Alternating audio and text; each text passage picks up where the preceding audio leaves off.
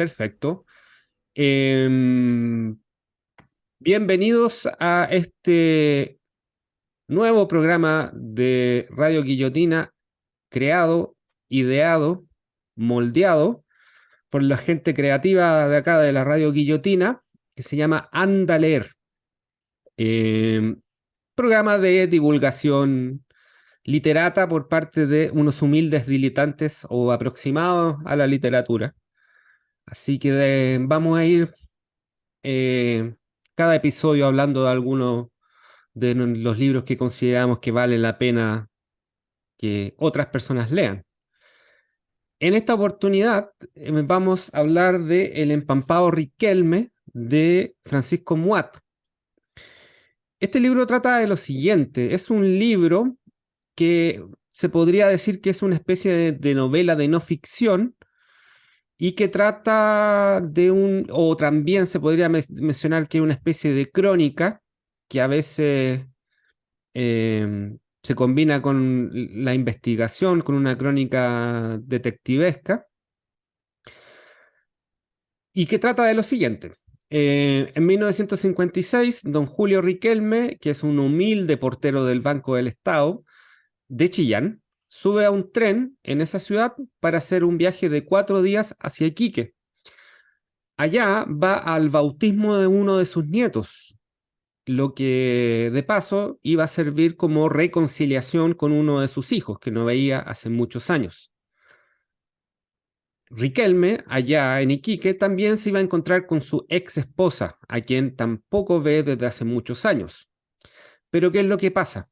Riquelme nunca llegó a Iquique. La última estación donde algún pasajero recuerda haber visto a Julio Riquelme es la estación Los Vientos, una desolada parada técnica de pocos minutos en el desierto de Atacama. Ahora bien, a Iquique sí llegó su equipaje y de hecho encontraron su valija, sus parientes lo buscaron en las inmediaciones de la estación de Iquique y no lo encontraron. 43 años después, en el baño de un aeropuerto, aparece un sobre cerrado con todos los efectos personales de Julio Riquelme, es decir, todas las cosas que andaba trayendo, gastados por el tiempo, pero sin embargo estaban intactos. A sus efectos personales, en este sobre lo acompaña una carta anónima que da las coordenadas exactas donde encontrar, en pleno desierto, un esqueleto sin enterrar, blanqueado por el sol de 4 días. Este esqueleto es el esqueleto de Julio Riquelme. Empampado significa perdido en el desierto, desorientado en medio de la pampa nortina, ¿ya? El empampado Riquelme está planteado desde una reconstrucción de datos empíricos acerca sobre la desaparición de Julio Riquelme en el desierto y sobre potenciales hipótesis sobre lo que le pudo haber ocurrido. En el intertanto, obviamente, existen muchas otras cosas que se tocan en este libro y las cuales vamos a hablar ahora. Em, Nada, pues ahora los dejo, presento acá mi invitado, Pablo Cabaña, que estuvo en mi podcast, así que ya no, ya está acostumbrado a estas lides.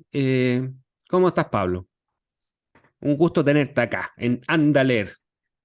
Muy bien, Elías, muchas gracias por tu invitación y te agradezco poder hablar de un libro al que yo personalmente le tengo mucho cariño, no solo porque lo he leído en más de una ocasión, sino que porque he tenido la oportunidad de recomendárselo a muchas personas, siempre con un resultado de que a la otra persona el libro le toca, le pega en algún punto, ya sea que tú tengas una relación con tu padre positiva, negativa, no la tengas, la hayas tenido y después la pierdas, o no la tuviste en un principio y la recuperes después. Entonces creo que es un libro que a partir de un hecho muy puntual trata temas que en el fondo son universales y que yo creo que a todos nos llegan porque todos descendemos de alguien. Y creo que el punto de vista de padre-hijo, tratándose de un hijo hombre, es un tema que ha sido poco abordado o que ha sido abordado casi siempre desde una mirada o tormentosa, o de ausencia, o de rabia. Y creo que una de las cosas bonitas de este libro, y que la vamos a comentar, es cómo esta historia partió siendo una historia de abandono, que se creyó que era un abandono, y terminó con el tiempo, con los años, convirtiéndose en otra cosa, en una suerte de reconciliación, en un cierre de círculo. Entonces, creo que la labor que hizo aquí Moat como buen periodista, que siempre le ha gustado hablar de personajes mínimos, para quienes han leído otros libros de él, casi siempre él se especializa en hablar de personajes pintorescos, muchas veces no del futbolista exitoso, sino que probablemente del futbolista que pasó desapercibido, del futbolista que cometió un error, que no es muy recordado. Entonces, creo que eso era la persona precisa para abordar este tema. Así que creo que hay mucho material y esperemos poder tratar la mayor cantidad de temáticas posible. Sí, mira, bueno, Pablo ya adelantó un poco, este libro toca diversos temas. Claro, responde al género como de... Es una novela de no ficción, como dije anteriormente, aunque se podría hablar de que también es una crónica periodística, pero sin embargo tiene rasgos novelísticos el libro en cuanto que existe caracterización de las personas que intervienen, existe cierta teatralidad. Pancho Muat juega con la intriga en cuanto a que él se plantea como una especie de detective. Hay harto detalle interesante. Y bueno, a mí se me ocurre de que, bueno, aborda diversas temáticas, padres e hijos, como mencionaba Pablo. Habla también de los desaparecidos en Chile, pero no necesariamente los desaparecidos gracias a Augusto Pinochet y sus secuaces, sino que la temática general de las personas que desaparecen. Y bueno, también habla sobre el desierto de Atacama, entre otros temas. Em, bueno, a mí se me ocurre, este es como nuestro Emmanuel Carrier, chileno. Claro, yo lo pensé más como nuestro Truman Capote, porque Carrera es un poco, un poco moralista. Yo creo que tú estás pensando en su libro El adversario, que era un libro que yo lo veía como destinado a ser la sangre fría de los europeos, pero terminó metiéndole una mirada moral que yo creo que arruina un poco el libro. Lo que tú dices de que si bien no es una novela propiamente tal, porque los hechos no están inventados, yo creo que el hecho de llamarla novela es básicamente porque el autor hace algo que hoy en día, desde el punto de vista de las humanidades, no es algo muy bien visto. Hoy día, por ejemplo, es muy difícil hablar del autor. Pareciera que el concepto de autor está medio desaparecido. Entonces, finalmente los libros prácticamente los escriben las multitudes, las pulsiones sociales, los contextos históricos. Y lo que hace Moat es algo totalmente diferente. A él la historia lo tiranizó, lo, lo volvió loco, y él fue detrás de la historia. Que fue un poco lo que le pasó a Truman Capote, que trabajaba en un diario y él fue a cubrir esta historia, y bueno, se terminó convirtiendo en una gran novela donde él también se involucró emocionalmente porque se enamoró de uno de los asesinos, y en este caso también Moat mantuvo una relación de cierta amistad con el hijo de Riquelme. Entonces yo creo que ese es un punto de vista que primero es muy importante. Aquí se trata de un autor, es como el concepto que a mí me gusta más de artista. Él rescató algo, él rescató una historia que estaba muerta. Él fue, viajó, entrevistó y él le da vida a la historia haciendo hablar a los demás.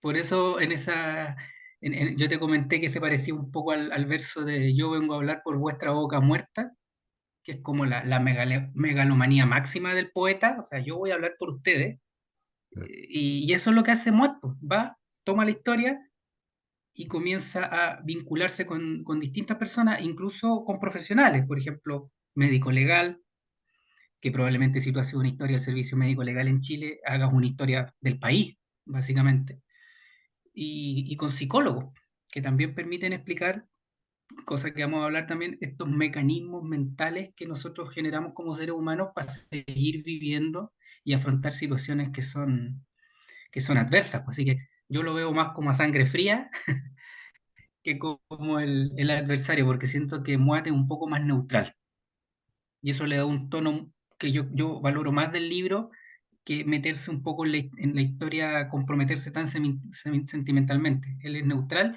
y solamente se involucra cuando en ese capítulo en que él habla de su propio padre, que también lo hace con mucha sobriedad, porque en eso ayuda a que sea periodista, que el lenguaje es bien sobrio, es económico y no trata de dar saltos ni congraciarse con el lector de manera fácil. Sí, en ese sentido, yo también, mira, sabes que también pensaba en El Reino de Manuel Carrier, libro que trata sobre, sobre esta biografía que escribe de Pablo de Tarso. Em, claro, lo que pasa es que yo siento que acá Pancho Moat es muy humilde, o sea, es austero, o sea, trata de jugar con un poco el lenguaje poético, pero cuando él habla de sí mismo no trata de tirarse los peos más arriba de la espalda, no pretende hacer como alta filosofía, alto pensamiento, ¿cachai?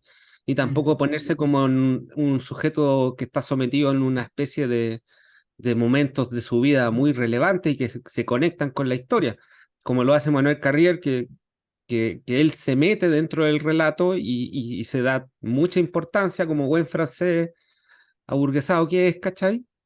Y yo me acuerdo que leí otro libro que es una crónica, pero más relacionado con la biográfica, que es de Javier Rebolledo, que es un periodista chileno, que tiene varios libros en relación a la dictadura y todo ese tipo de pelafustanes que circulaban durante esa época. Yo leí Camaleón, que era una especie de sapo del PC, pero también era como contraespía, así como. Sí, y tanto para la CNI como para el Partido Comunista dicen que ayudó también a meter armas al Carrizal Bajo, ¿cachai? Y ahí Javier Rebolledo también ese libro me parece que es bueno, es una buena historia, pero él se pone también dentro de la historia como autor, como tú mencionas, pero no le sale tan bien porque en realidad son cosas meramente anecdóticas y queda como una especie de versión como más pobre de Manuel Carriera en el sentido de que yo justo por ese momento estaba pasando por un momento terrible con mi espiritualidad, ¿cachai? Y puras weas así que en realidad son pajas molidas. En ese sentido, en este caso, Francisco Muat es más, hace dos cosas que son interesantes. Una, que él también es un personaje en cuanto que él ejerce acciones, él realiza actos, sucesos, ¿cachai? Él participa para que la historia avance y él cuenta las peripecias que él realiza, ¿cachai? Para que esta historia avance. A diferencia de otros periodistas que son más o menos meros espectadores que se sientan a escuchar a alguien que cuenta ese tipo, un relato específico, ¿ya? Es cierto que Pancho Man no se mete tanto en cuanto a hablar de su vida privada, pero la dedicatoria, por lo menos de esta edición que es la que tengo ahora, que parece que es la última. Sí, yo tengo al revés la primera. Sí, de hecho yo leí ese libro porque tú me lo prestaste, pues, y de hecho leí esa Mm. edición que tú tienes. Yo no sé si estará en la tuya, pero por lo menos en la mía viene la dedicatoria de Francisco Muat que dice a mis hijos, Antonia, José, Francisco, Agustina, bla, bla, bla, y a mi padre, Víctor, que sigue respirando en las páginas de este libro y en tantos sueños de madrugada. Ahí lo dice todo, o sea, eh, dice poquito, pero ya el tiro nos empuja para dónde va esta historia. Así Claro, que, acá la dedicatoria solamente dice a mi padre Víctor y después viene la cita, esa cita famosa del poema de Tellier. Entonces pareciera que en estas nuevas ediciones él se va, si modifica la dedicatoria, que es algo que uno entiende que por más que haya muchas ediciones y reediciones no se toca, él tampoco él mismo. Si yo tengo una edición que es del año 2001, o sea, imagínate que yo leí este libro por primera vez siendo solo hijo, pero después las relecturas las hice además siendo padre. Entonces, no solamente eso te va cambiando, sino que el hecho de que tú lees este libro probablemente cuando tu papá tenía, no sé, imagínate, 45, 50 años, que tú lo veías todavía como un hombre en pleno goce de toda su energía, lo veías como un modelo, probablemente un modelo también de fuerza física y todo. Y después uno con los años comienza a ver a los papás de otra manera, así como ellos ya no te ven como niño, sino que te empiezan a ver como un adulto. uno ya empieza a ver que los papás de uno empiezan en una etapa de mayor reposo.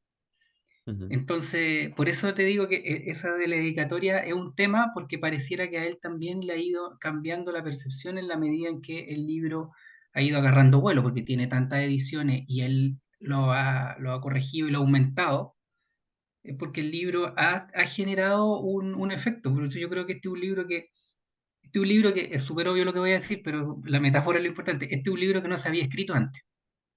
Ujú.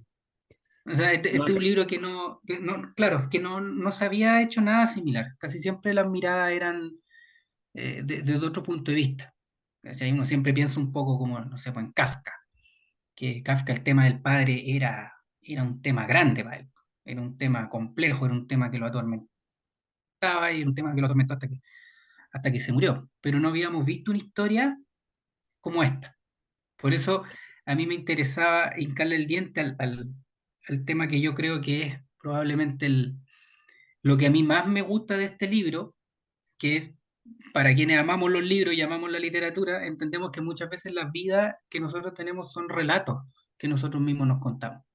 Entonces probablemente los hijos de Riquelme elucubraron una serie de cuestiones respecto a la desaparición de su padre, que era lo que pensaban todos, que se robó plata del banco, que se fue con otra mujer, que se suicidó, que se fue del país.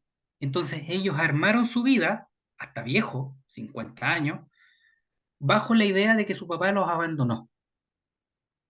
Y eso une dos, po, o te convierte en una persona que se victimiza constantemente, que tiene la ganancia secundaria de a mí mi papá me abandonó, por lo tanto eso es el motivo de todo lo que me ha ocurrido, o por otro lado es una cuestión que te genera una motivación. O sea, pese a que mi papá me abandonó, yo he logrado ciertas cosas y he podido pararme en la vida. Y ellos se habían contado ese cuento y estaban viviendo su vida así tranquilamente, pero cuando aparece el cuerpo, no, pues el papá no los abandonó, pues. Al papá algo le pasó, se enfermó, se bajó, hasta que le pudo haber dado un ataque al corazón, un ataque cerebrovascular.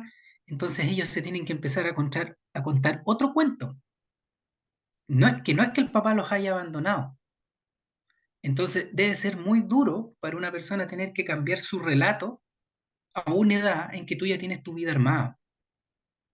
Es como esos secretos familiares, pero ahí es distinto porque probablemente son cuestiones que de repente se intuían, pero aquí no, po. Ellos armaron su vida de esa manera y yo creo que eso quizás es lo más relevante del libro, y lo habla él con el psicólogo, cómo tú te armaste una vida matando al padre, porque negarlo era matarlo finalmente. O sea, mi papá no estuvo, a una vida en que, no, si mi papá no estuvo, pero no porque no quiso. Y ahí el psicólogo dice algo muy fuerte, que los hijos nos empezamos a identificar con los dolores del padre. Por eso a veces cuando los papás se separan, los hijos se sienten culpables. Y acá pasa lo mismo. O sea, ese hijo pensó cómo debieron haber sido los últimos momentos de mi padre. O sea, qué debió haber pasado por su cabeza, qué tanto lo atormentaba, que se bajó del tren y comenzó a caminar, a caminar, a caminar, hasta que se perdió, se tiró en la pampa y tuvo la lucidez de afirmar el sombrero con el que andaba con el pie, porque pillaron el sombrero debajo del pie de él, y que se bajó con todas sus pertenencias, o sea, con su lapicera, con su carnet del Partido Radical, con el carnet del Banco Estado, del club deportivo que él fundó. Entonces yo creo que ese mecanismo es de lo más potente que tiene el libro, cómo tuviste que contarte una historia y después la tuviste que modificar, y eso obviamente no te deja igual, no te deja indemne, ¿cachai? sí, ahora, él se bajó con casi todas sus cosas. Recordemos que dejó la canasta donde llevaba el cocaví. Eso fue lo que llegó Claro. a Iquique, que lo dejó en el asiento.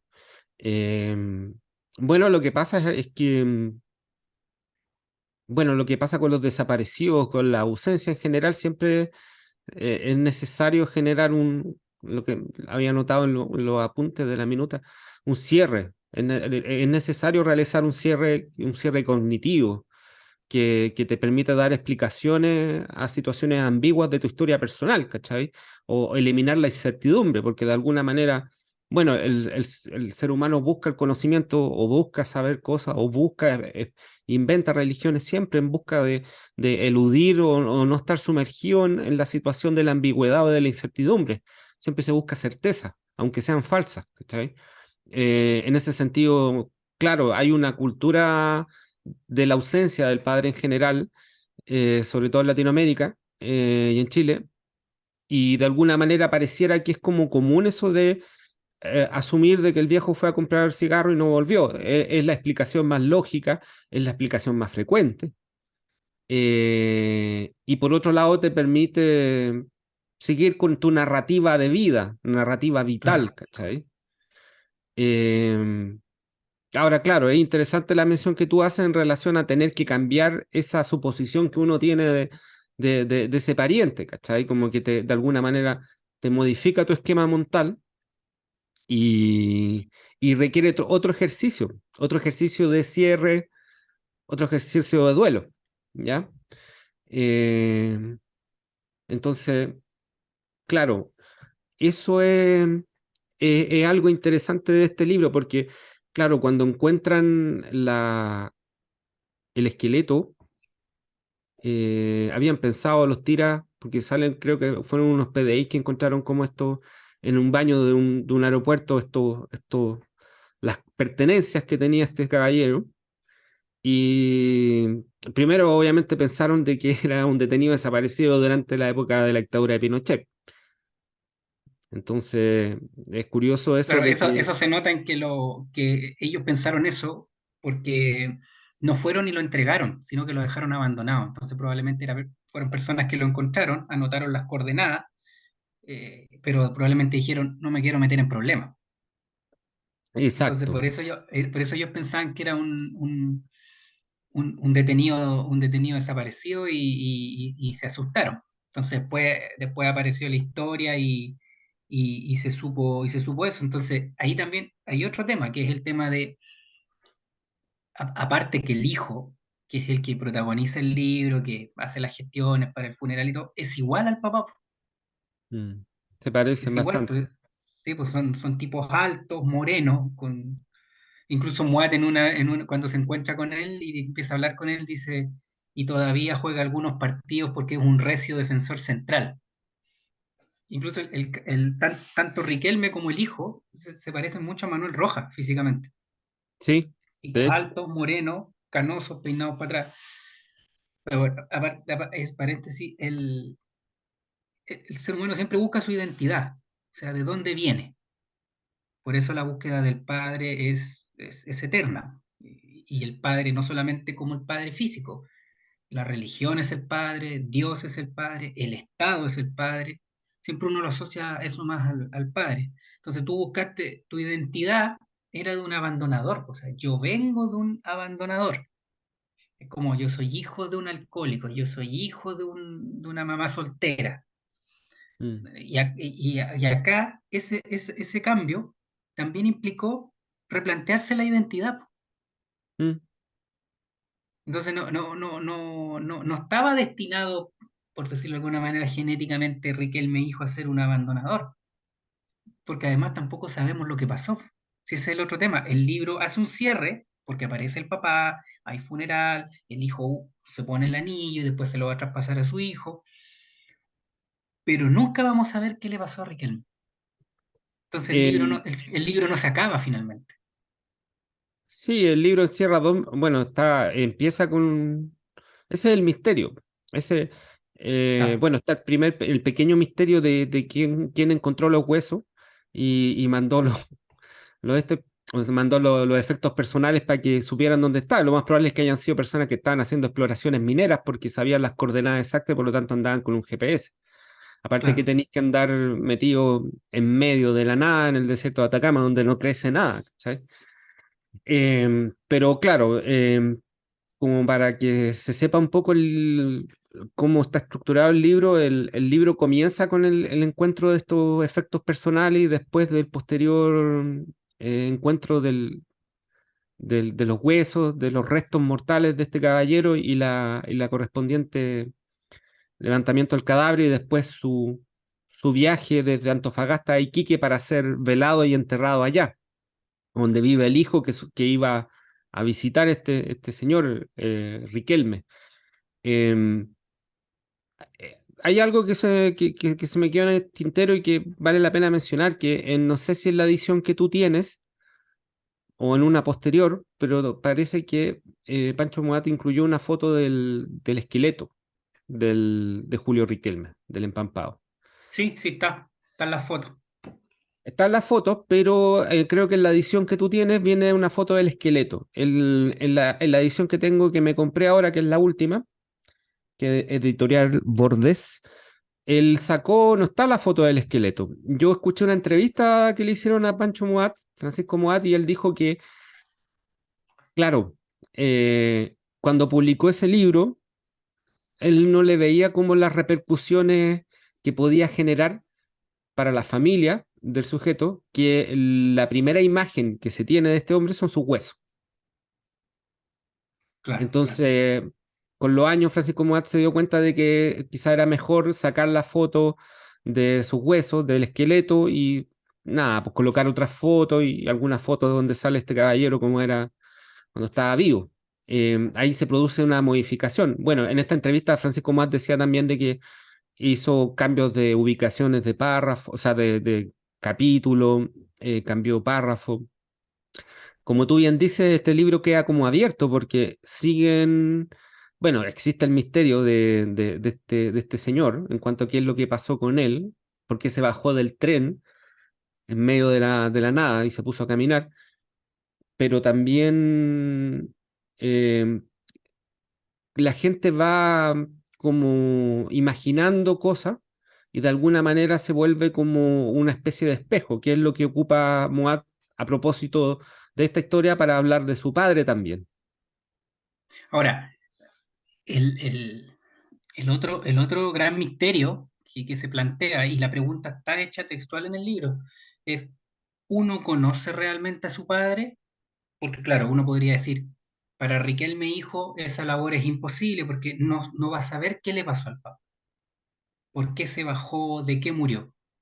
Pero probablemente quienes hemos tenido una relación cercana con nuestro padre, hemos vivido con él, podemos conversar con él, ¿lo conocemos realmente? O sea, está lleno en la literatura, en el cine, de hijos que con los años se enteraban desde que el papá tenía otra familia, hasta que el papá tenía un hobby que ellos no conocían, hasta que el papá tenía determinada tendencia artística que también desconocían, o que el papá había hecho cosas en su vida que uno se entera cuando se encuentra con un amigo, con un compañero de colegio, con un compañero de universidad, mira tu papá esto. Y uno dice, oye papá, me encontré con tal persona y me dijo que tú hacías esto. Ah, sí, pero no les había contado.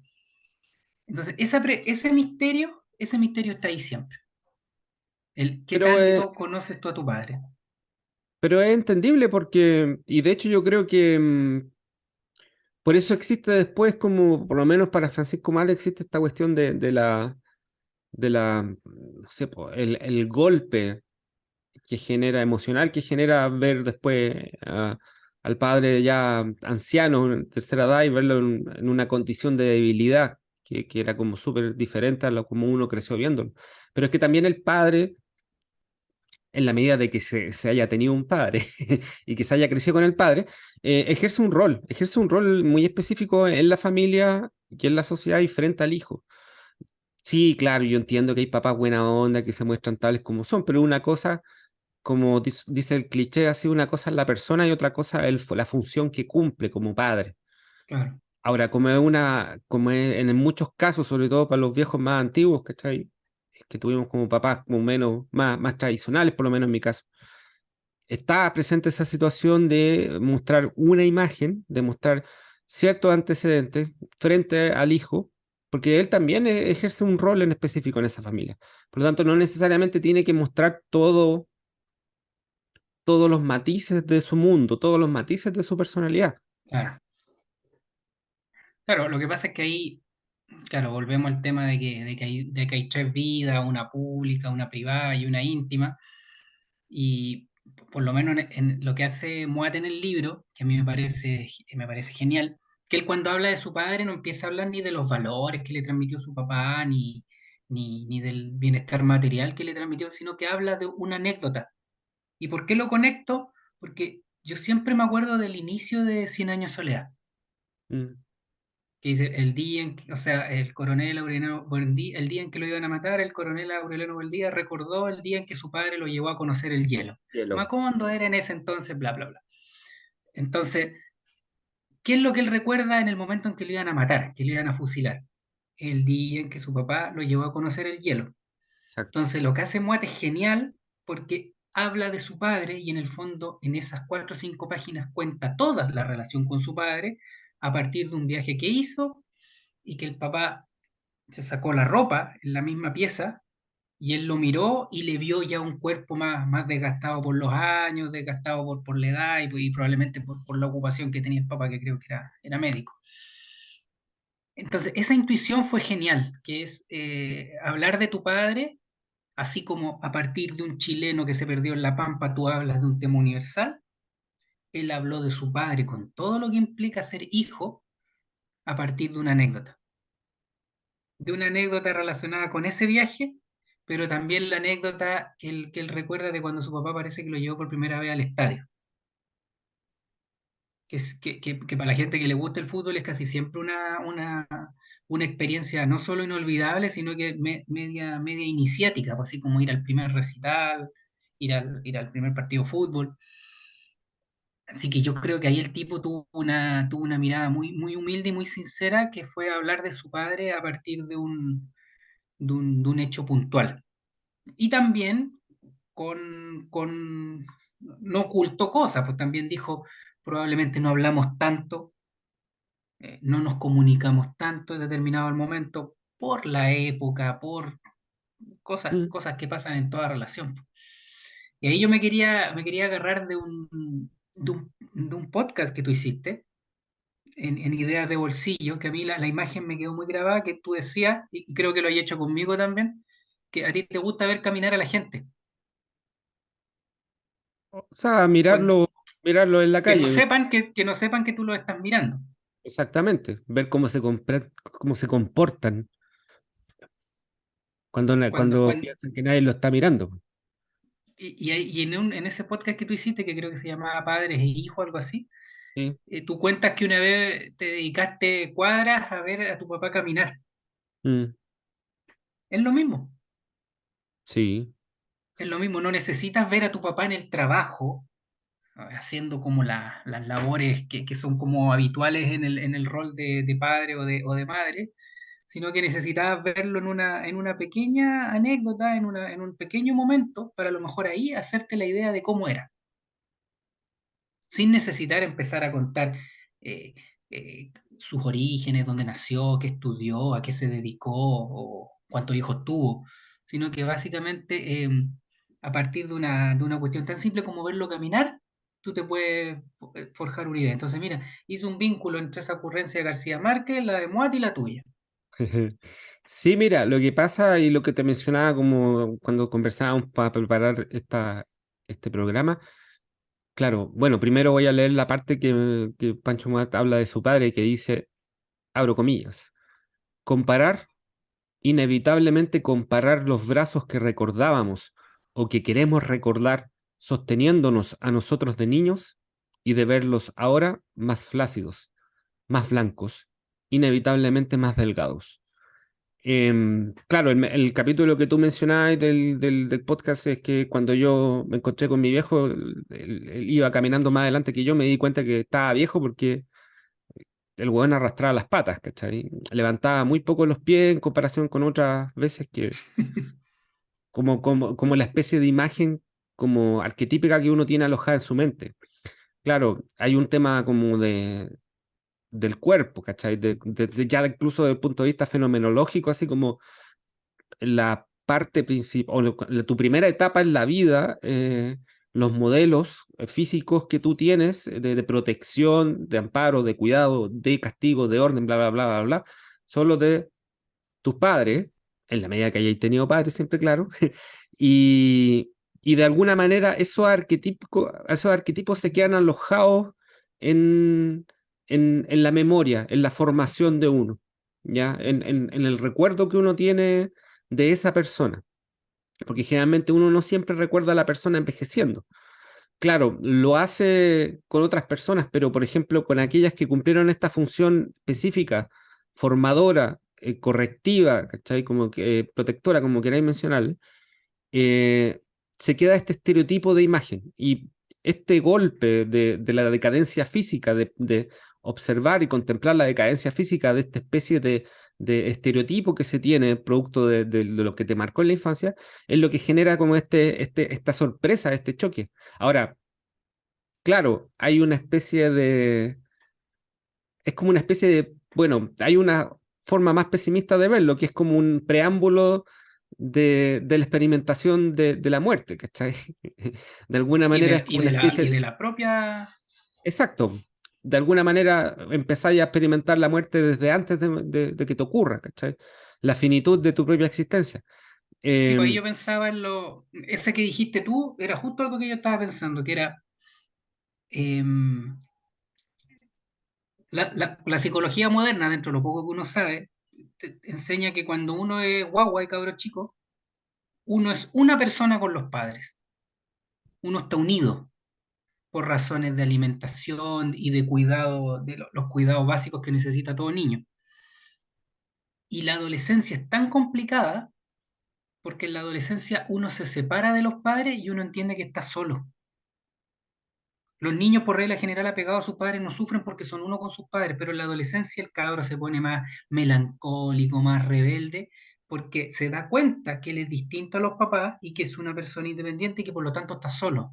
Por eso el adolescente, por regla general, se siente incomprendido, que la música que escucha no le gusta a nadie más, que su manera de ser no genera adhesión en el resto de la familia. Entonces ahí se va dando vuelta el círculo, porque tú eres uno con tu papá y después, y es una de las cosas que dice el psicólogo en el libro, que amar a un hijo es en el fondo perderlo. Amar a un hijo es prepararlo para que esté sin ti. Por eso esa cuestión que es tan extendida de que yo quiero que mi hijo siempre esté conmigo, quiero ser sobreprotector con él, en el fondo la máxima de amor, y que es lo más difícil que tenemos los papás de llevar a la práctica, el gesto máximo de amor es la renuncia al hijo. O sea, prepararlo para que él pueda estar solo, para que él pueda ser independiente y para que pueda llevar a cabo su plan de vida con independencia de nosotros y con prescindencia de nosotros. Entonces eso que dice el psicólogo te pega fuerte porque uno lo tiene súper claro acá.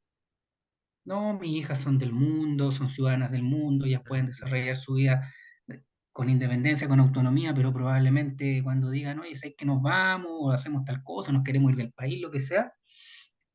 Ahí todas las enseñanzas de Freud y sus seguidores, uno las va a olvidar y va a estar probablemente sumido en la mayor de las tristezas nomás. exacto. Pero es que a nadie tampoco le enseñan a ser padre, pues sí. Es Yo un acá don anoté algunos casos de obras que aluden al padre y así en un recuento a la rápida pillé de todo. O sea, no sé si te acordáis del cuento El padre de Olegario Lazo, No, que es un papá muy humilde, campesino, recuerdo, que va a ver a su hijo que está haciendo el servicio militar o que es militar y trabaja en un regimiento. Y el papá va con su ropa de campesino y lo único que quiere es llevarle, creo que una colación al hijo. Y el hijo se avergüenza de su padre frente a los demás militares y no lo recibe. ya, Ya, ese es como un caso.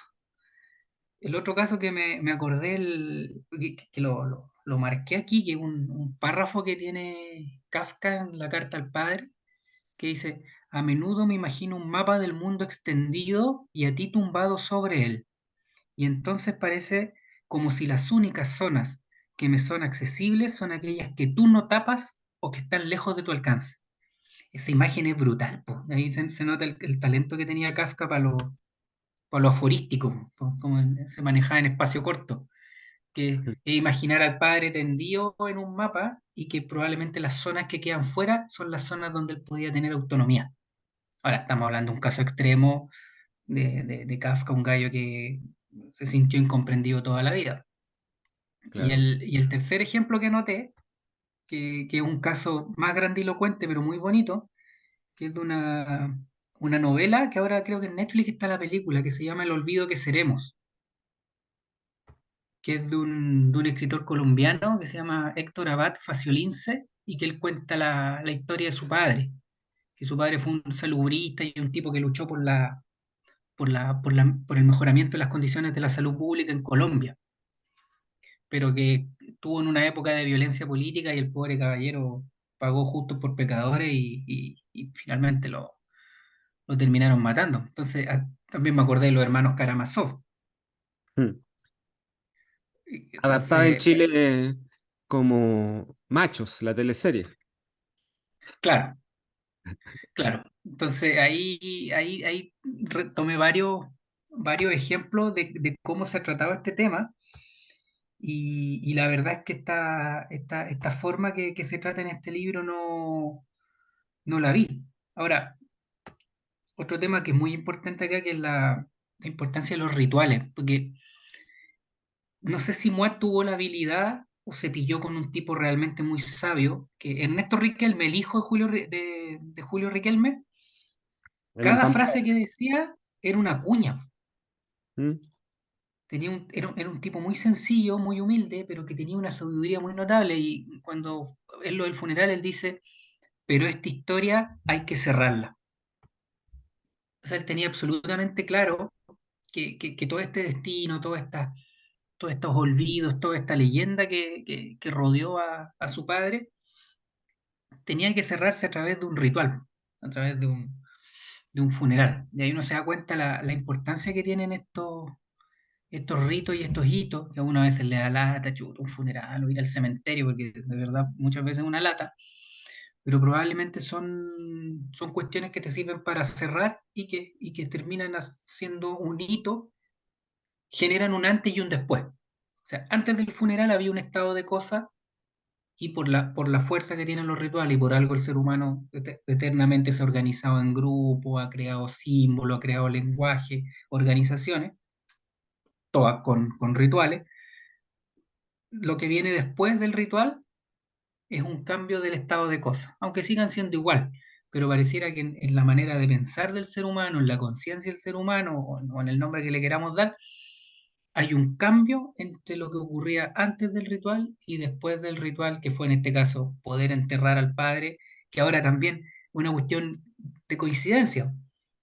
Entiendo que al perderse en el desierto podemos conservar de manera tan eficiente los restos y las cosas que él perdió. Probablemente si se pierde en otro lado no sería así,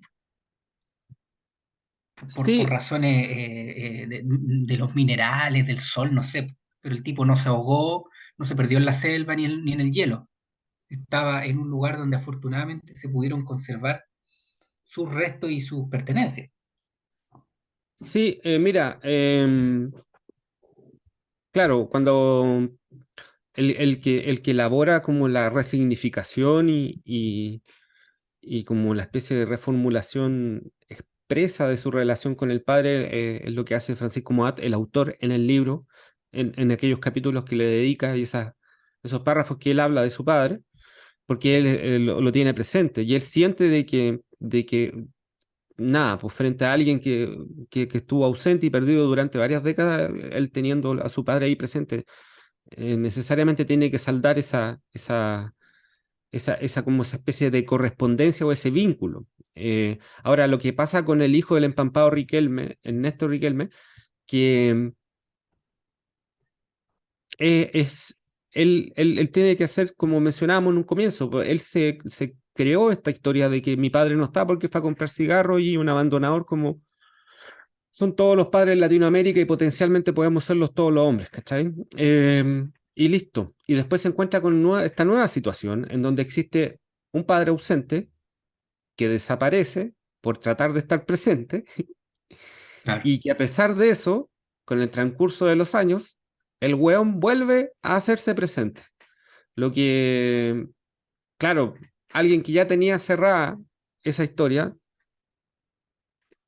literalmente el viejo vuelve a aparecer, este fantasma vuelve a aparecer y frente a y justo frente a esta significancia de querer acercarse a él. Entonces, claro, o sea, el hijo del empampado Riquelme en el libro es una persona mayor, creo que tiene como más de 60 años.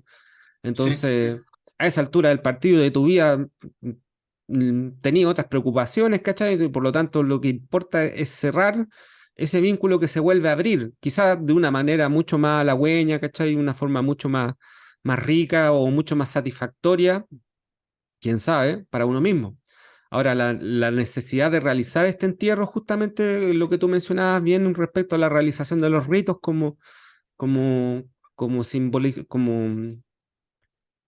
como nada, pues como esta especie de ceremonias necesarias para realizar pasos de un estado a otro, o tratar de obligarse a uno mismo a pasar de un estado a otro. Em, es otro rito de paso, ¿ya? Entonces, en ese sentido, se comprende un poco como esta necesidad del hijo de borrarse con respecto al viejo y enterrarlo. Aparte que también de alguna manera durante el libro esto se refleja en esta como especie de viaje, último viaje que realiza con su viejo cuando con Francisco Moat, el hijo, pescan los huesos del empampado, lo suben arriba de un auto y viajan a Iquique desde Antofagasta. Y todo ese viaje es el último viaje que realiza con su padre. De alguna manera completa el viaje que el viejo no pudo terminar de hacer tampoco. ¿Cachai? claro, y Entonces, además creo que en una parte también lo dice el hijo, porque yo creo que es una cuestión que con los años todos los hijos empezamos a hacer, que él dice, mi papá tenía la edad que yo tengo hoy. mm, A mí me pasa mucho que yo veo fotos o recuerdo cosas, por ejemplo, el día, no sé, porque fui con mi papá a tal recital, ¿cachai? O sea, empiezo a sacar cuenta y digo, uy, cuando mi papá me llevó a este lugar, tenía la edad que yo tengo hoy.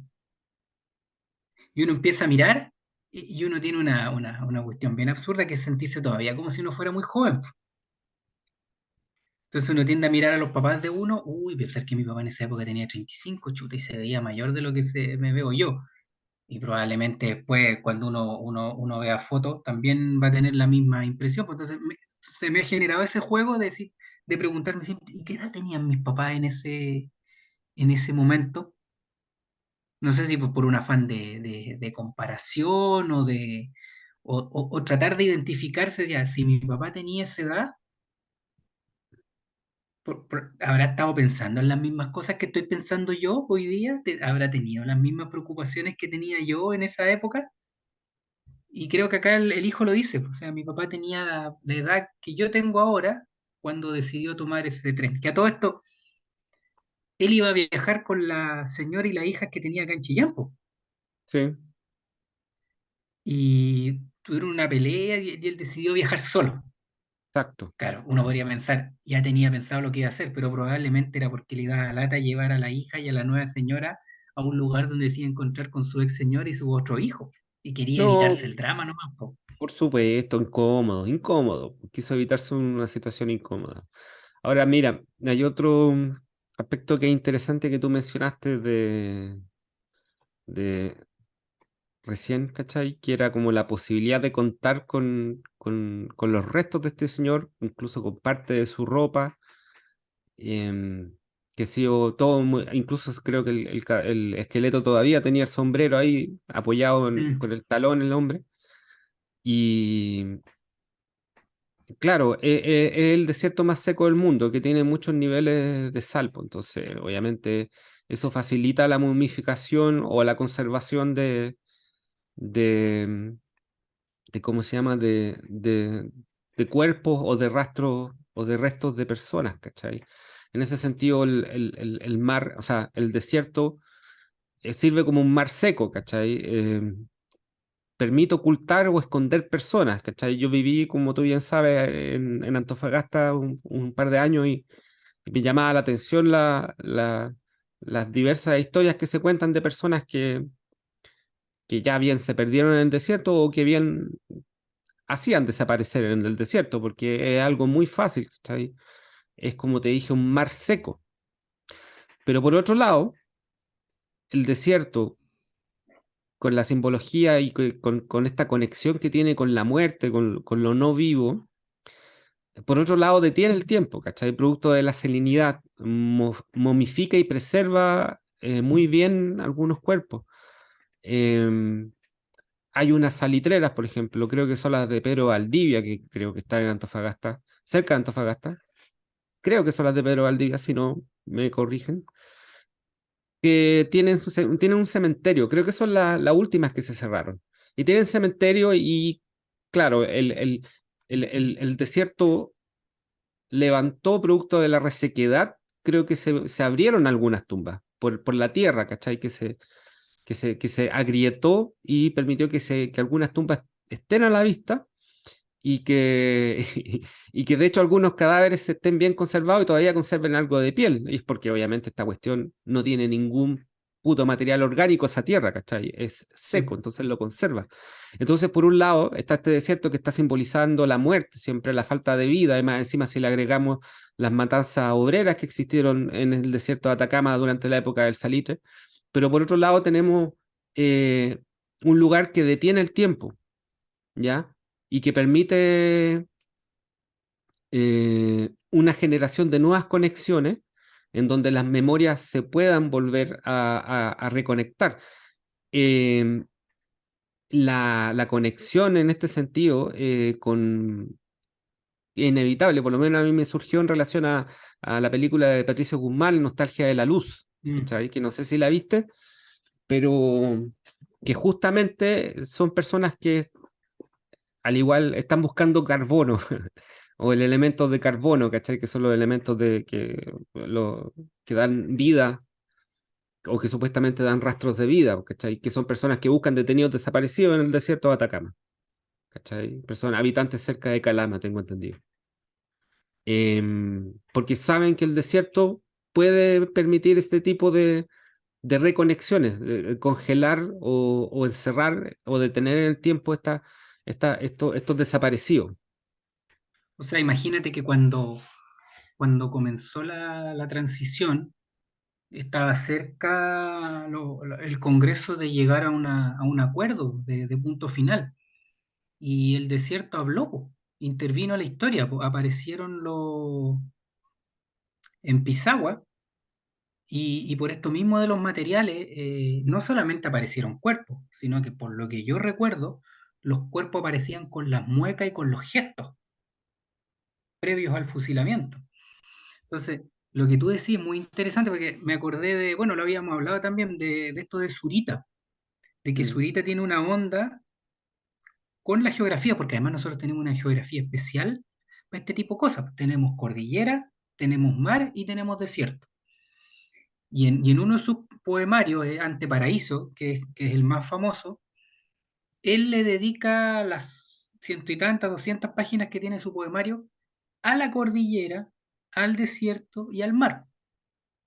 Y creo que hay un documental hace poco sobre Zurita, ahora que ya está con su enfermedad y se dedicaba a ser cantante estilo Nick Cave, así como que una orquesta hace una música monótona y él lee sus poemas. Y hay una parte que habla, pues, y este amor está en el mar, en las montañas.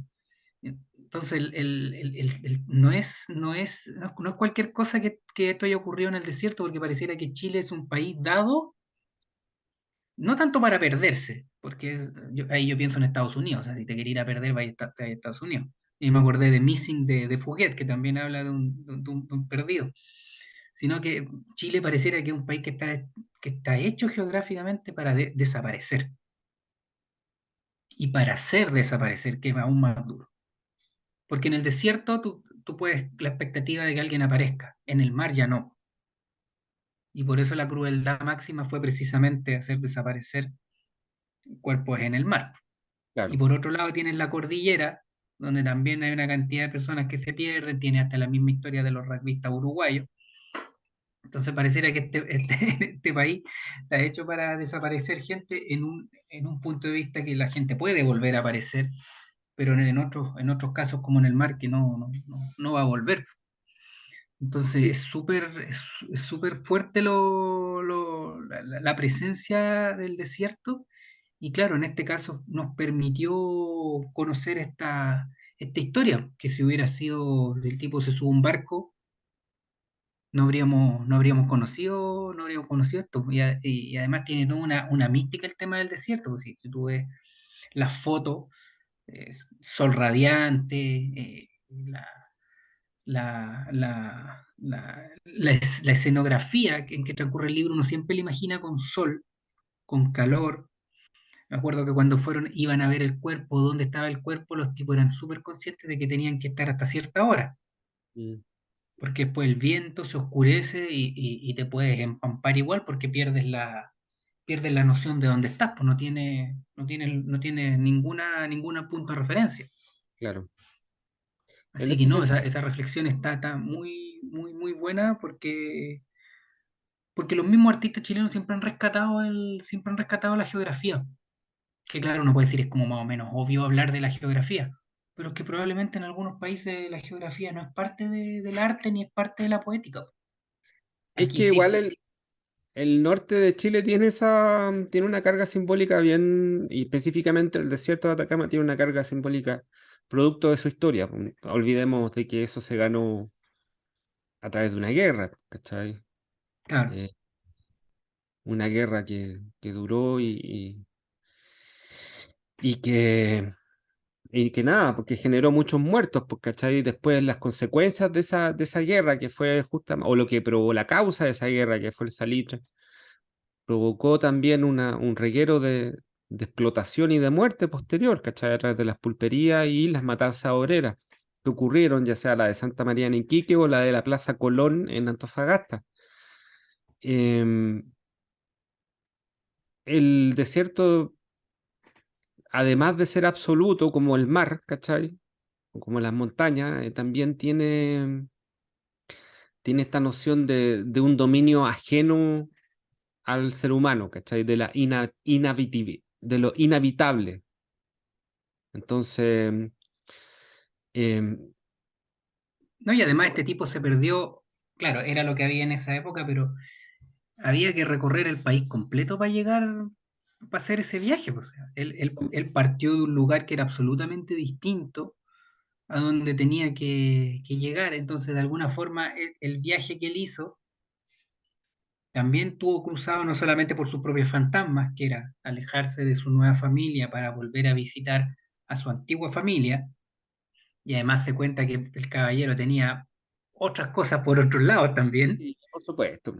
porque vivía con un niño, el que ayudaba, pero el cabro era igual a él, entonces, claro, era un hombre de su tiempo también, pues, o sea, en la época de la asociatividad, pues el tipo viajaba primero, funcionario público, era guardia o portero del Banco Estado.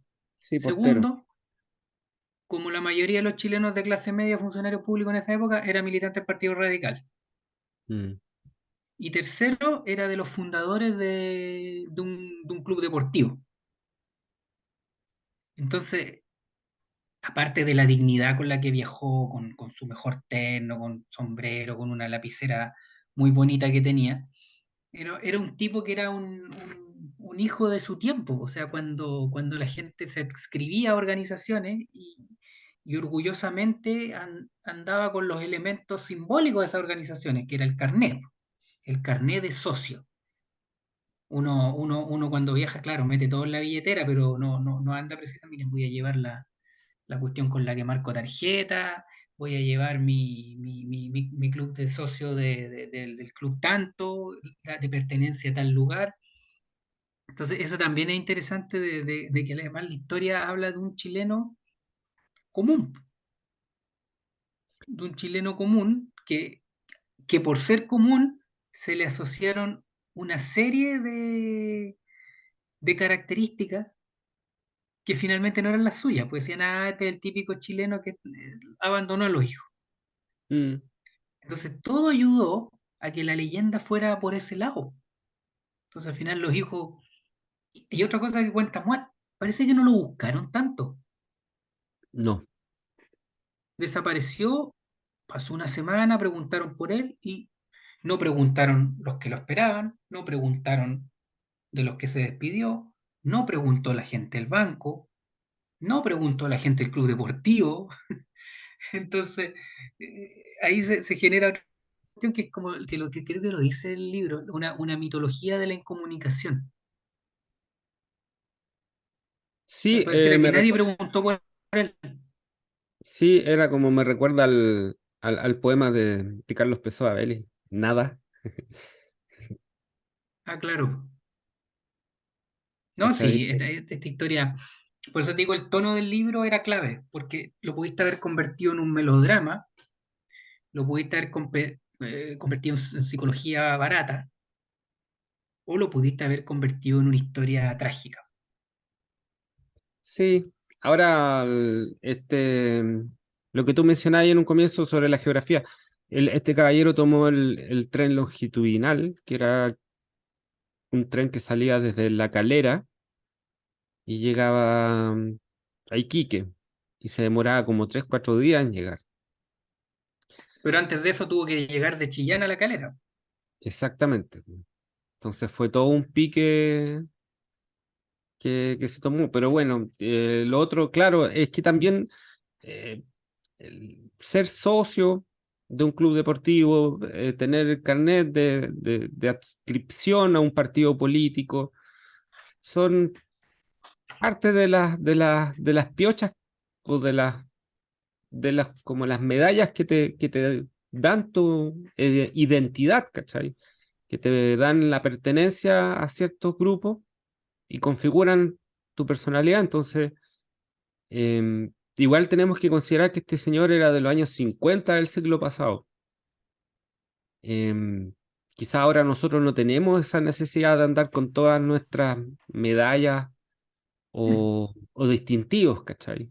Porque tenemos nuestro celular y tampoco pretendemos desarrollar viajes que sean como tan intensos como cruzar la nada durante varios días, ¿cachai? Pero este señor, como buen viejo, pues necesitan andar con todos sus antecedentes y como como lo que tú mencionabas, sobre arreglarse especialmente para la ocasión, porque él justamente iba a un reencuentro y iba a una ceremonia especial, pues, ¿cachai?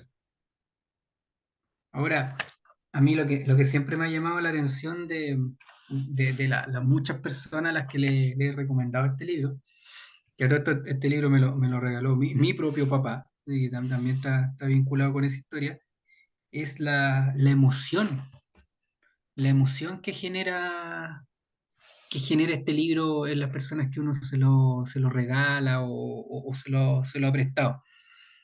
Porque yo creo que te vincula con cuestiones muy, muy animales finalmente, que es no solamente el recuerdo del padre, sino que el recuerdo de tu infancia, tu memoria, tus eventuales abandonos, porque lo que tú decías, a Riquelme, claro, él sintió que el papá lo abandonó, pero después lo encontró y lo pudo enterrar. Hay personas que el papá los abandonó, pasan el tiempo, se reencontraron y los vuelve a abandonar. Mm, Hay casos de segundos abandonos, de hijos que buscan a los papás que probablemente no estuvieron o formaron una familia y dejaron de ver a sus hijos y sufren un segundo abandono. Entonces a mí me ha pasado que al regalar este libro, que se lo he regalado a buenos amigos, a todos les genera una emoción muy fuerte. Sobre todo a los que tienen hijos hombres, porque ahí la mirada que tú hacías es doble. O sea, me recuerdo yo a mi padre. Y por otro lado, yo pienso en mi hijo. Por ejemplo, mi papá cuando me regaló el libro, es que escribió una pequeña dedicatoria. Y ahí él dice dos cuestiones que son bien, bien significativas, porque él dice, yo no tuve esa relación con mi padre, no tuve una relación cercana con mi padre, pero sí la tuve contigo. Y después me dice que pese a sus defectos y nombra un par de defectos o un par de características de él, que según él lo convierten en algo defectuoso, en un error. Y ahí yo me enteré de ese defecto, porque probablemente uno le dice, no, ¿y cuáles han sido las virtudes de tu papá? Mira, esta. Y los defectos uno numera tres o cuatro, por ejemplo. Pero acá, en esta dedicatoria, mi papá me da a conocer un defecto o una característica propia de él, que sería un defecto, que yo no había percibido. Por eso me conectó tanto cuando dije, ¿uno conoce realmente a su padre? Pero ahí hay que distinguir si realmente es una característica objetiva que presenta tu señor padre o quizás una opinión de sí mismo, Ah, claro. O ¿cachai? sea, probablemente es una opinión de sí mismo y por eso uno realmente conoce a su padre, porque probablemente la opinión que tenga de sí mismo sobre ese punto no Habla. coincide con lo que uno percibió en su momento. No, y habla mucho de él, ¿cachai? Es decir, cómo él se percibe a sí mismo, independiente de que se condiga o no con lo que uno vio o ve, te habla también te transmite parte de su introspección, ¿cachai? Porque uno siempre piensa siempre está como más presente el padre que no reconoce al hijo, ¿no? El padre que no se quiere hacer cargo. Pero también es un proceso natural y sano el que se da más adelante de cuando un hijo no quiere reconocer a su padre. O sea, cuando hay rasgos de los padres de uno que uno conscientemente, a los que uno conscientemente renuncia. Sí, pero ahí uno está cagado, la naturaleza te agarra No, y... no, claro, hay cuestiones que no se pueden alterar, pero imagínate la cantidad de reflexiones a las que te lleva un libro, que además es cortito, tiene como 150 páginas, Sí, eh, y que creo yo, eh, como te decía, es un libro iniciático, en el sentido que no se había ido por ese camino, creo. No se había ido por mira, ese camino. Y estamos hablando que está más o menos de moda la crónica, o sea, la crónica en los últimos años se ha puesto más o menos de moda.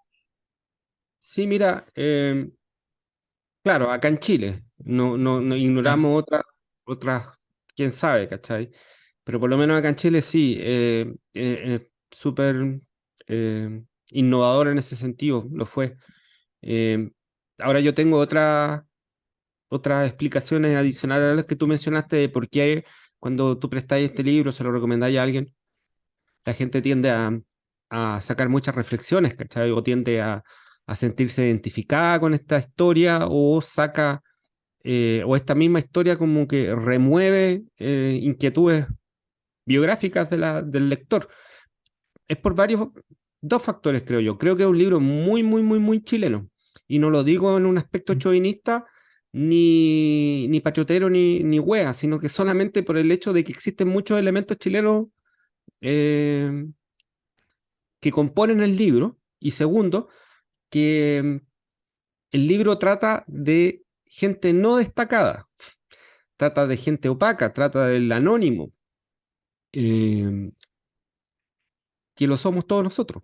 ¿Cachai? O sea, los libros siempre tratan sobre héroes, personajes que desarrollan una determinada historia, pero estas son personajes, son personas normales, anónimas, grisáceas, en cuanto a que forman parte de la masa de la cual no se suele hablar generalmente o no se suele profundizar generalmente en la literatura chilena o se hace, pero no siempre, ¿cachai? Y no con la debida profundidad.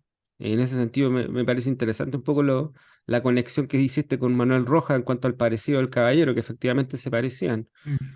Pero yo creo que esos dos elementos también contribuyen, independiente de que más tiene el tema de los desaparecidos, ¿cachai? De la gente que se pierde, del papá, ¿cachai? Y de la geografía de este país, ¿cachai? Pero yo creo que también tiene mucho que ver esos dos aspectos que te mencioné.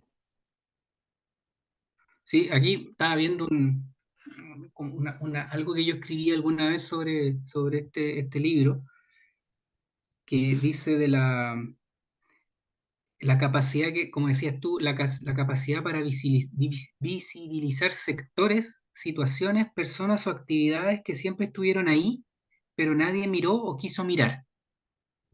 O sea, lo que te comentaba al principio, el rol del artista tan mal mirado hoy que es rescatar objetos o cuestiones que siempre estuvieron ahí, pero que estaban muertas, porque mientras tú no las lleves al papel o no formen parte de una obra, probablemente esa es la fuerza del arte que le da vida. Y aquí ponía a modo de ejemplo como Manuel Rojas y Gómez Morel, que le dieron vida a la marginalidad, José Donoso, que retrató la burguesía venida a menos, Eduard Bello, que habló de nuestro arribismo, Lemebel, que iluminó el rincón donde anidan las exclusiones, Francisco Moat y su empampado dibujaron un mural en que podremos mirarnos como chilenos, en que nos podremos reflejar desde la intimidad de aquellos rasgos que tienden a olvidarlo. Ya que habla como Chile, un país sin padre, y hago la analogía desde el padre de la patria hasta los jugadores de la generación dorada. Y que eso probablemente puede explicar buena parte de nuestros rasgos, como nuestra inseguridad, insularidad cultural y nuestros terrores cotidianos y ese concentrado resentimiento que siempre está a punto de explotar.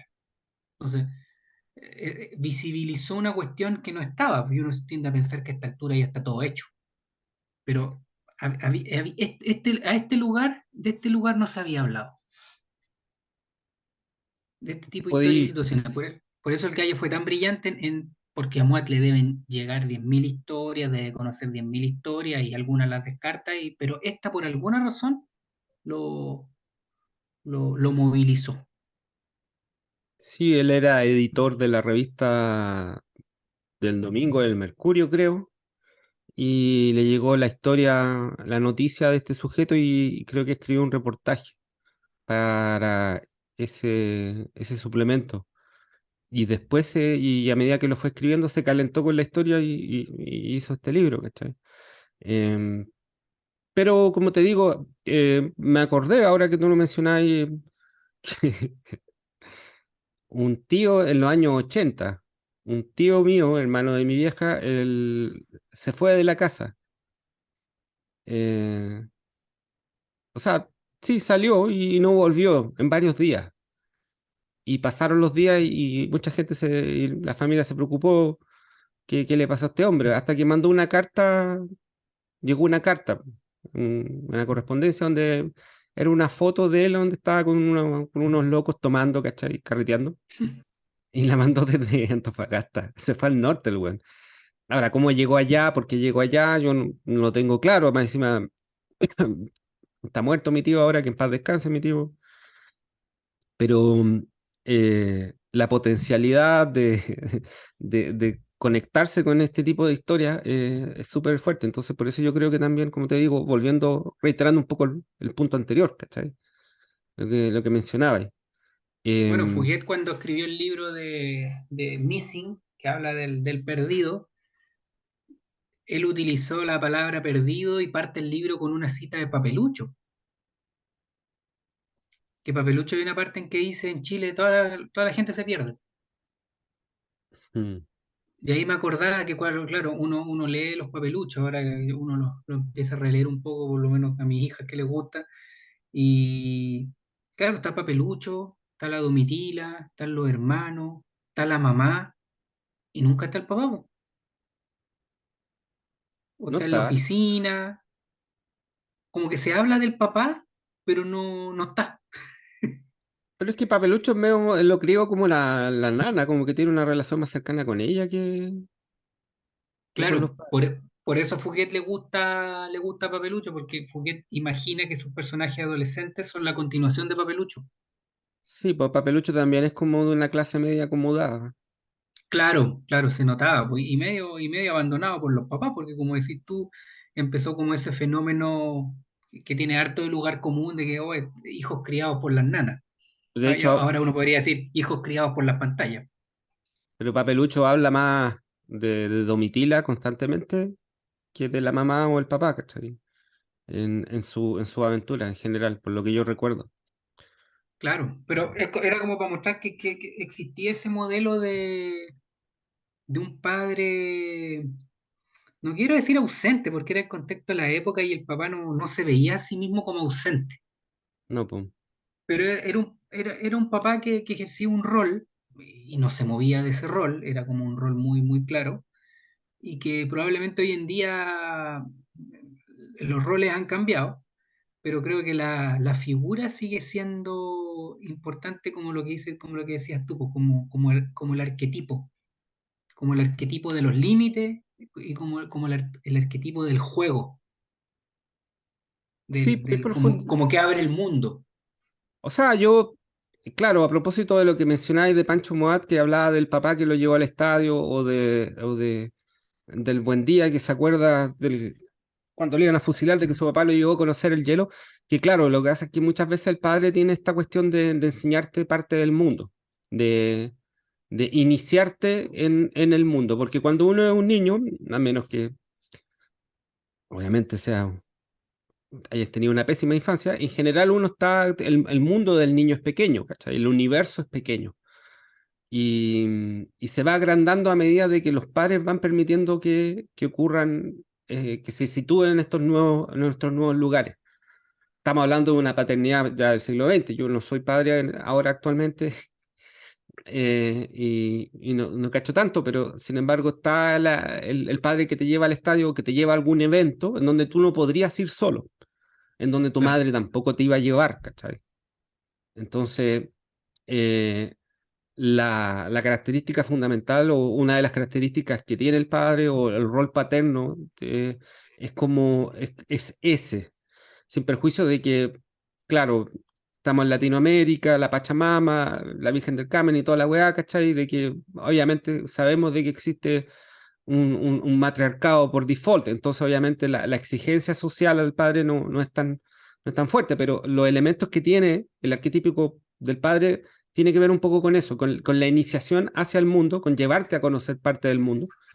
Y bueno, con lo que tú mencionáis a propósito del juego, que me imagino que tiene que ver con lo lúdico, ¿no? claro, claro, con lo lúdico, pero en el fondo es como abrirte, abrirte el mundo. O sea, las primeras habilidades básicas, no sé, pues, desde enseñarte a cómo tirarte un piquero, no sé, pues. Ahora, lo otro que yo pensaba es que el rol del padre no abandona, porque tú dices, cuando tú eres chico, ya tienes una unión con tu padre por razones casi biológicas y carnales. Después en la adolescencia te separa y puedes tener una relación en oposición a tus papás.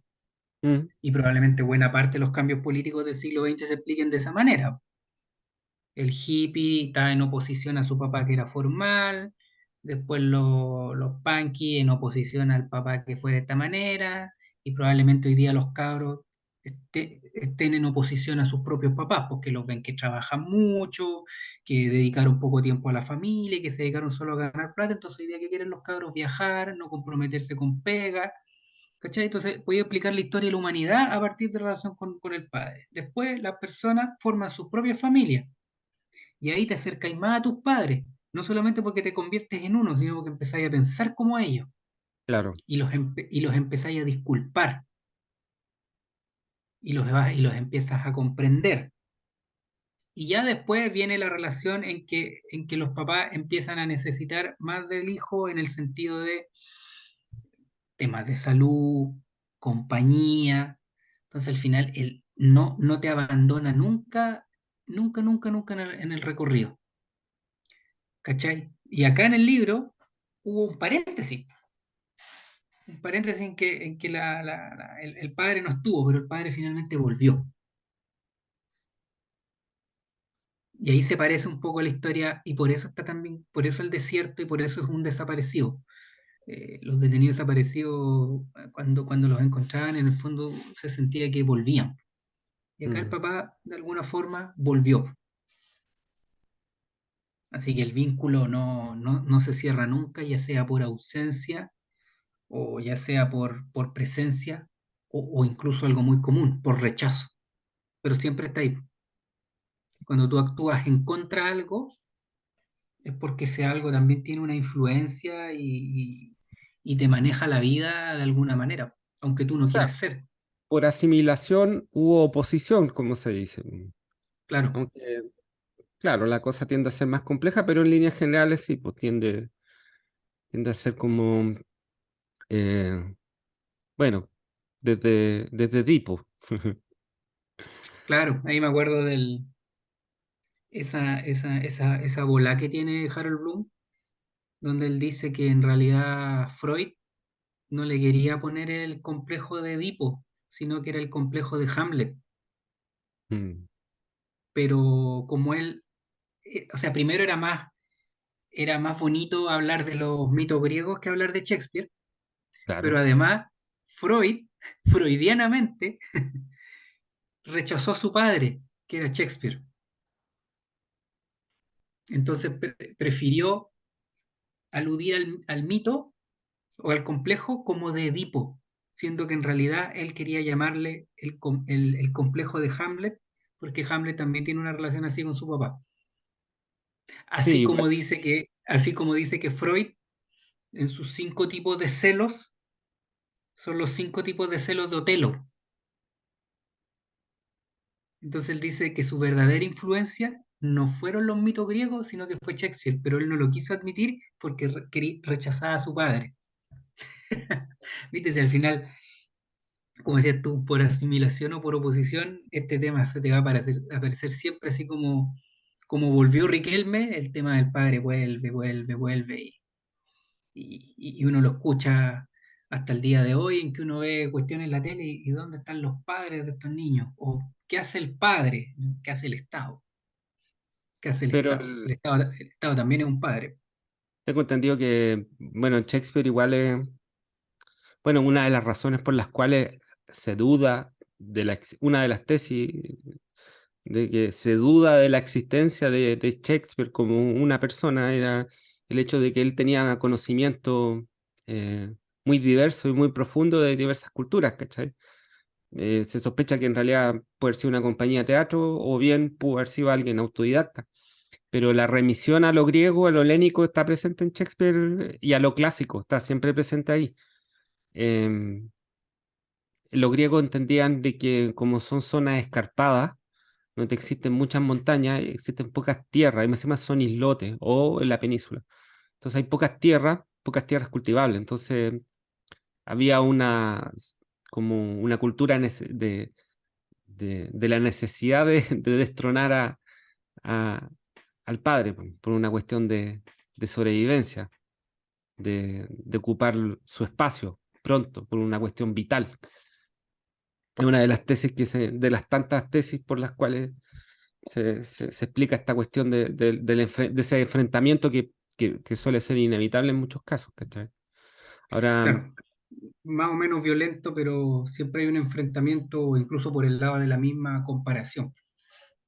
es que pareciera que ahí el padre cumpliera como el rol fundamental del rito final de iniciación a la adultez, pues, ¿cachai? Que que necesita ser asesinado por su hijo, ¿cachai? O destronado o derrotado, no sé, asesinado simbólicamente, digamos, ¿cachai? Claro, pero ese paso, que es el de matar al padre, que siempre se escucha, yo creo que es la forma más radical del proceso, porque como plantea el psicólogo que se entrevista en el libro, debería ser el papá el que prepare ese terreno. Debería ser el papá el que le dice al hijo, vuela, diferénciate, vive, pero como muchas veces eso no ocurre, menos en las culturas latinas como la nuestra, es el hijo el que tiene que por necesidad matar a su padre, ya sea escuchando otro tipo de música, eligiendo otra opción política, o gustándole otro equipo de fútbol. Termina siendo así porque el proceso, en vez de facilitarlo, el padre, en esa cuestión tan difícil de ir soltando de a poco y saber cuándo soltar, lo termina a veces haciendo el hijo de manera más radical eh, en relación a su padre. Igual hay que tener presente que tanto el psicólogo que acá entrevista a Muat, como todos los psicólogos del mundo en general, siempre hablan desde el deber ser, Claro, o sea, como buena que, ciencia que- social, que es lo que casi nunca sucede. que es lo que nunca sucede, ¿cachai? Que es lo que nunca hacemos, sobre todo en temas filiales, ¿cachai? Pero eso, pues, yo no sé si alguna otra cosa, yo creo que No, creo que alcanzamos a tocar todos los temas y fundamentalmente transmitir el entusiasmo por el libro. Creo que vale la pena y es de lo que uno ha alcanzado a leer de literatura chilena, creo yo, de lo mejorcito y de lo más rescatable, no solo por su originalidad, sino por la sencillez que tiene el autor para tratar el tema, la manera de escribirlo y, y la capacidad que tiene para hacer hablar a los demás personajes. Creo que al final termina agarrando una historia, pero se la terminan escribiendo los demás. Claro. Ahora bien, Francisco Moat como investigador, el personaje de Francisco Moat en el libro como el investigador, el detective que va rastreando la explicación a por qué a este loco le pasó lo que le pasó, es un personaje que está muy bien dibujado, ¿cachai? Con reflexiones precisas, ¿cachai? Em, sin caer en lo pretencioso, sin caer en lo cursi necesariamente. Ahora, es un libro muy recomendable en el sentido de que es un libro cortito y tiene harto, porque yo ya lo leí por una segunda vez y que es la prueba de fuego, pues, ¿cachai? Que generalmente tienen las obras de arte en general, pues, ¿cachai? Cuando son revisitadas y te das cuenta que todavía tienen carne y todavía el chancho da manteca, pues, ¿cachai? Y un libro breve y se puede leer en una tarde, sobre todo en tiempos actuales donde no necesariamente la gente tiene mucho tiempo para dedicarse a la lectura. No, y lo que tú dices tú, en la palabra, me quitaste la palabra, que era pretencioso, porque por regla general en estas historias donde hay un detective, no un detective, una persona que trabaje de detective, sino que un tipo que va tras una historia, o se pinta a sí mismo como un ser maldito, que tiene una vida destrozada y que tiene muchos vicios, o como un ser muy bacán, que le va bien con las mujeres y que investiga y que se agarra a combo, o moralizante como contabas tú el caso del Emmanuel Carrer, que claro, él se siente tan importante en el mundo que contar su conversión desde el ateísmo al catolicismo es un tema que amerita 500 páginas. Claro, ¿Cachai? Claro, entonces, chuta, yo pasé de ser, creo que ateo, después católico, después volví a ser ateo, y al final con el libro te quedáis en lo bacán que era la figura de San Pablo y de Lucas, que fue el que escribió la vida de Jesús porque era médico y era más culto y todo.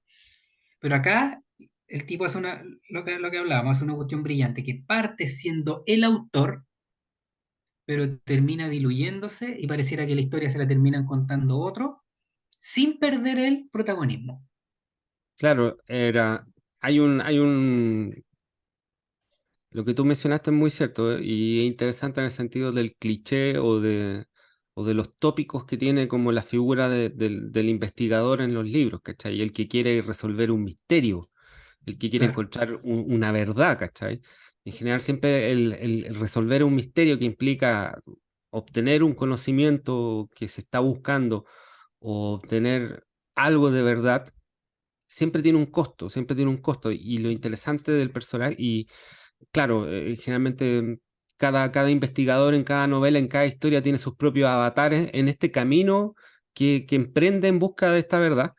Y Francisco Moat entiende como que él, sabiendo que no necesariamente va a llegar al despeje de la verdad concreta de lo que le pasa a este señor, al empampado Riquelme, pero siente que este camino precisa de que él haga ese recorrido en relación a su propio padre. ¿Cachai? Y eso es lo interesante que hace como, que lo hace interesante también como personaje de investigador. ¿Cachai? Dentro de claro. otras características además, pues, No, ¿cachai? y además que uno no, probablemente si uno sacara el capítulo donde habla del padre y uno leyera el libro, igual identifica a Moat en frase, en cosa. O sea, él no deja de mostrar cuáles son sus temas de interés, porque son estos personajes mínimos, la anécdota, mete el fútbol en tres o cuatro oportunidades. Así que el tipo hace un trabajo que es realmente notable y a mí me da la impresión de que quizás no lo planificó mucho, porque yo creo que del momento en que planifica el punto de vista que le va a dar al libro, se le termina yendo a las manos. Yo creo que el tipo fue escribiendo la historia como lo que le pasó a Truman Capote, porque Truman Capote era un gallo absolutamente histérico, vanidoso, Ujú.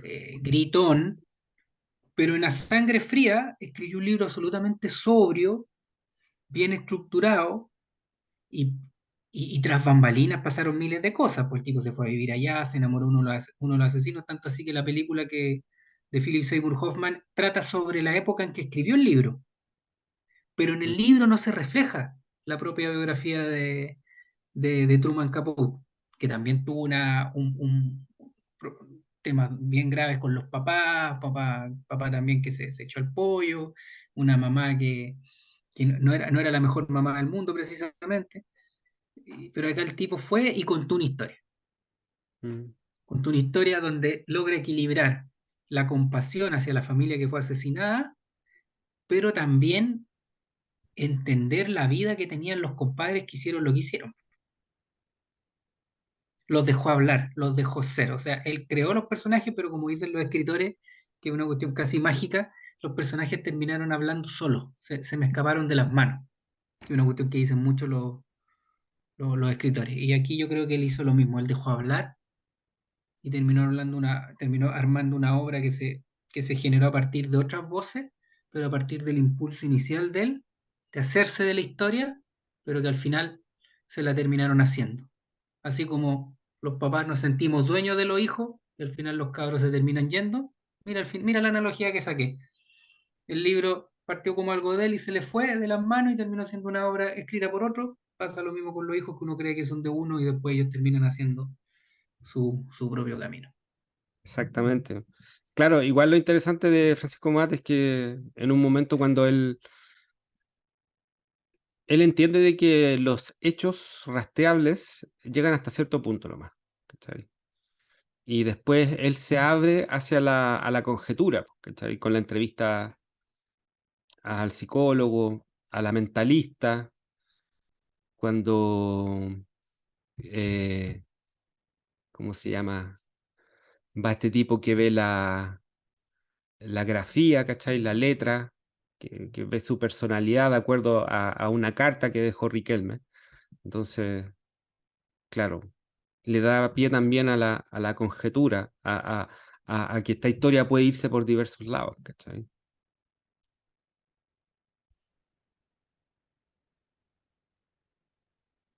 Ya pues, Pablo, yo creo que con eso estamos listos. Yo creo que nos vamos a ver en otras ocasiones a propósito de otros autores y otros libros. Así que te agradezco tu tiempo, que hayas venido, que nos hayas iluminado con tus conocimientos literarios. Así que nada, pues, muchas gracias. No, pues, gracias a ti, Elías, y espero el próximo lo podamos hacer presencial, pues sí, esperemos que entusiasmemos mucha gente con la lectura del libro y bueno, también aprovechemos de dedicarle estas pequeñas reflexiones a nuestros propios padres también, que creo que es lo que corresponde cuando uno habla de este tema. Claro. Ya pues, estimado, un abrazo grande. Muchas gracias, Pablo. Y nada, pues me despido de la gente. Espero que estén muy bien. Nos escuchamos en otra oportunidad acá en Guillotina Radio, en Anda a Leer. Que estén bien. Muchas gracias. Chao. Un abrazo. Chau.